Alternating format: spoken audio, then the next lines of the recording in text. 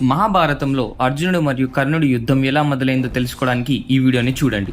అర్జునుడు యుద్ధానికి వచ్చినప్పుడు మహారథులైన భీష్ముడు, కృపాచార్యుడు, ద్రోణుడు, కర్ణుడు, అశ్వత్థామ ఇంకా దుర్యోధనుడి మధ్యలో సంభాషణ జరుగుతుంది. అప్పుడు అశ్వత్థామ కర్ణుడికి చెప్తాడు, ద్రౌపదికి చేసిన అవమానం ఊరికే పోదు, పాండవులు కఠినమైన చర్యలు తీసుకుంటారు.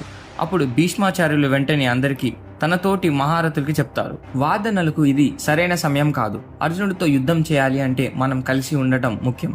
అర్జునుడు చాలా శక్తివంతుడు కాబట్టి దుర్యోధనుడు వరకు చేరనీయకుండా వ్యూహం నిర్మిస్తాడు ద్రోణాచార్యులు. అంతలో దుర్యోధనుడు పాండవుల 13 సంవత్సరాల వనవాసం సమయం పూర్తి కాకముందే అర్జునుడు దొరికిపోయాడా లేదా తన లెక్కలో ఏదైనా తప్పుందా అనేసి భీష్ముడిని అడుగుతాడు.